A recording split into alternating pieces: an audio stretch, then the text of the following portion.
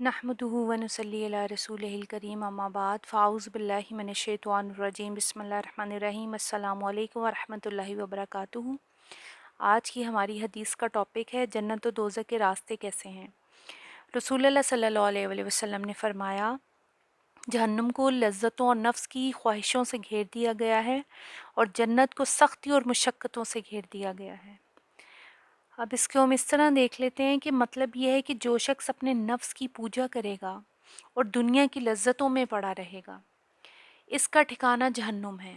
और जिसे जन्नत लेने की तमन्ना हो तो वो कांटों भरी राह इख्तियार करेगा, अपने नफ्स को शिकस्त देकर इसे हर मुशक्क़त व नागवारी को अल्लाह की खातिर गवारा करने पर मजबूर करें, क्योंकि जब तक कोई शख्स इस दुश्वार गुजार घाटी को पार नहीं करता, आराम और राहत की जन्नत में कैसे पहुंचेगा। अब ये देखें कि बेशक जो दोज़ख है उसके रास्ते को जो है वो लज्जतों के साथ जो है और अपनी नफ्स की ख्वाहिशों के साथ जो है वो घेर दिया गया है, और जन्नत को जो है वो दुश्वार गुजार मुशक्क़तों और सख्तियों के साथ घेर दिया गया है। अब जैसा कि देखें कि बुराई करना कोई बड़ी चीज़ नहीं है, मतलब बुराई के अंदर अट्रैक्शन होती है ना, और नेकी करने में बहुत मुश्किल पेश आती है। अब जैसे सुबह फजर की नमाज़ पढ़नी है और बहुत ज़्यादा ठंड पड़ रही है, बहुत ठंडा पानी है, हम कैसे अपने गर्म बिस्तर को छोड़ के जो है वो उठते हैं, वज़ू करते हैं, नमाज़ पढ़ते हैं। कोई छोटी बात तो नहीं अपनी नींद को ख़राब करके उठना। पर जिसको अपने अल्लाह ताला से मुलाकात करनी है, जिसको अपनी आखिरत की फ़िक्र है, जिसको ये पता कि मेरे अल्लाह का हुक्म है कि नमाज नहीं छोड़नी, वो ये काम करेगा, क्योंकि ईमान के ऊपर डिपेंड करता है ना किसका कितना ईमान है। तो इसी तरह है, म्यूज़िक सुनना देख लें और नमाज छोड़ना देख लें और पर्दा उतारना देख लें और झूठ बोलना देख लें, सूद खाना देख लें और लोगों के हक मारना देख लें। कोई भी चीज़ें मुश्किल नहीं है। क्या मुश्किल है इन चीज़ों में? आप गले में दुपट्टा लेके निकल जाएं, क्या मुश्किल चीज़ है? हवाएं में जाना, गर्मी बर्दाश्त करना, लोगों की बातें बर्दाश्त करना, सिर्फ इस नीयत से कि ये मेरे अल्लाह का हुक्म है। और नमाज़ें पढ़ना, अपने वक्त में से नमाज का टाइम निकालना। आजकल हर बंदे की बिज़ी लाइफ है, पर उसको पता है कि मैंने बाज़ार भी जानी है तो मैंने नमाज नहीं छोड़नी। और कुछ लोग हैं वो बाज़ार भी जा रहे होते हैं, उनको परवाह ही कोई नहीं होती है। तो नेकी करना बहुत ज़्यादा मुश्किल है और गुनाह करना कोई मुश्किल बात नहीं है।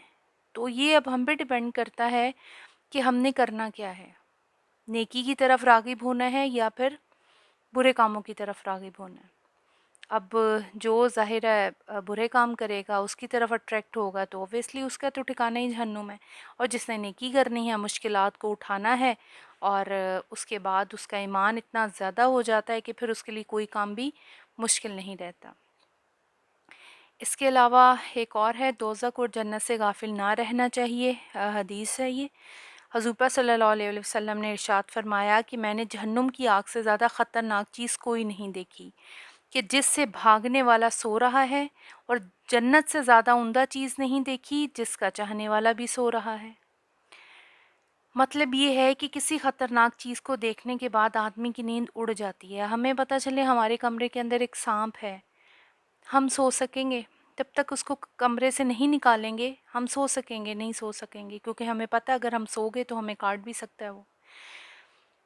तो जब तक इसे इत्मीनान ना हो जाए, यानी इससे महफूज ना हो जाए, वो सोता नहीं है। इसी तरह जिसे किसी चीज़ की तलब होती है, फ़िक्र होती है, और वो उसको मिल नहीं जाती, वो चैन से सो नहीं पा रहा होता। कोई हमारा गोल होता है, हम जब तक उसको अचीव ना कर लें हमें सुकून नहीं आता, ना रातों को नींद आती है, ना दिन में चैन आता है, क्योंकि हमने वो गोल अचीव करना होता है। तो अगर ये हकीकत है तो जन्नत की तमन्ना करने वाले क्यों सो रहे हैं, और जहन्नुम से भागने की कोशिश करने वाले भी सो रहे हैं। जिसे किसी चीज़ का डर होता है वो बेखबर नहीं सोता, और जिसके अंदर अच्छी चीज़ की तड़प होती है वो भी चैन से नहीं बैठता। तो हम कैसे सुकून से बैठे हैं? अगर तो हमने दोज़ख से निजात हासिल करनी है तो हम कैसे सुकून से बैठ सकते हैं? कैसे नेकियों की तरफ राग़िब नहीं होना चाहते हम? क्यों हम इतने सुकून से बैठे हैं? अब जैसे किसी की डेथ होती है और उस टाइम पे हमें लग रहा होता कि हमारा भी ठिकाना यही है, एक दिन हम भी इधर ही लेटे होंगे।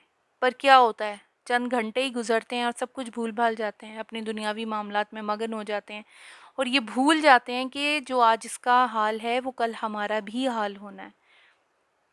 کتنے سال جی لیں گے؟ 70 سال، 80 سال، 100 سال، جو کہ بہت مشکل ہے آج کل تو ہم نے جو ہے یہ خود سوچنا ہے، اور ہمیں اپنے اندر وہ چیزیں اجاگر کرنی ہیں کہ ہم اپنے آپ کو ہلائیں کہ ہم سوئے نہیں، ہم نے نیکیاں کرنی ہیں، اپنی آخرت کے لیے سب کچھ تیار کرنا ہے۔ کس منہ سے جائیں گے اس رب کے سامنے؟ کس منہ سے جائیں گے اس نبی کے سامنے جس نے سجدوں میں رو رو کر اپنی امت کے لیے دعا کی؟ میں تو یہ حیران ہوتی ہوں جب لوگ عمرے پہ جاتے ہیں، تو جب نبی صلی اللہ علیہ وآلہ وسلم کے روضہ مبارک پہ جاتے ہیں، وہ ان کے سامنے کیسے چلے جاتے ہیں۔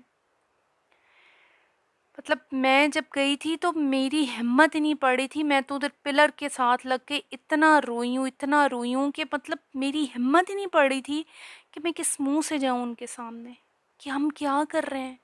صرف دنیا دنیا دنیا، صرف دنیا کو ہم نے اپنا حاصل بنایا ہوا ہے۔ آج ہم یہ کر لیں، آج ہم وہ کر لیں، مطلب نیکیوں کے لیے ٹائم ہی نہیں ہے۔ سارا دن جو ہے ایک ماں کا جو ہے وہ گزر جاتا ہے، اور اپنے بچوں کے پیچھے، اپنے شوہر کے پیچھے، گھر کے کاموں کے لیے نماز پڑھنے کی فرصت ہی نہیں ہے، نیکی کے کام کرنے کی فرصت ہی نہیں ہے، قرآن کو کھولنے کی فرصت ہی نہیں ہے۔ ایون کہ یہاں پر قرآن کلاس رکھوائی جاتی ہے تو لیڈیز آتی نہیں ہیں، بچوں کی کلاس رکھوائی جاتی ہے، ان کو پتہ ہی نہیں ہوتا کہ دعوت دی گئی ہے کہ ہم نے اپنے بچوں کو ہی بھیجنا ہے۔ جب ظاہر خود نہیں آئیں گی تو بچوں کو کیسے بھیجیں گی وہ؟ مطلب اتنی دین سے دوری، کن چکروں میں پڑے ہوئے ہیں ہم؟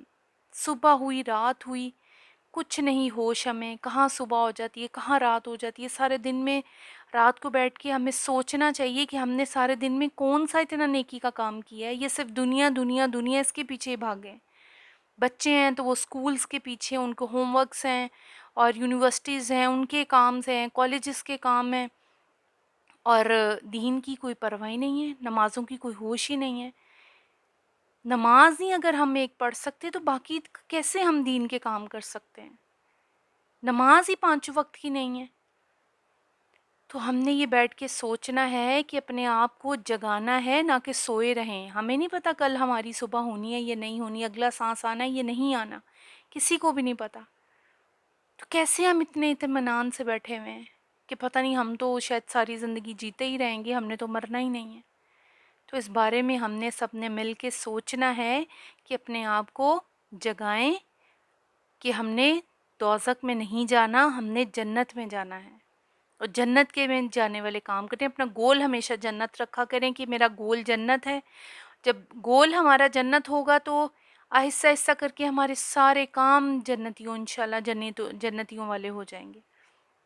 روزانہ کے ایک ٹارگٹ لیں، آج میں نے یہ نیکی کرنی ہے، آج میں نے یہ نیکی کرنی ہے، آج میں نے اس برائی سے رکنا ہے۔ ایک ہفتے کا ٹارگٹ رکھ لیں، یہ نیکی کروں گی، یہ کام جو ہے میں برا چھوڑ دوں گی۔ انشاءاللہ تعالی ضرور ضرور ہماری نیکیوں میں اضافہ ہوگا، اور آخرت کی طرف ہم انشاءاللہ تعالی اپنا کچھ اچھا کام بھیج سکیں گے۔ وآخر دعوانا ان الحمد للہ رب العالمین۔ السلام علیکم ورحمۃ اللہ وبرکاتہ۔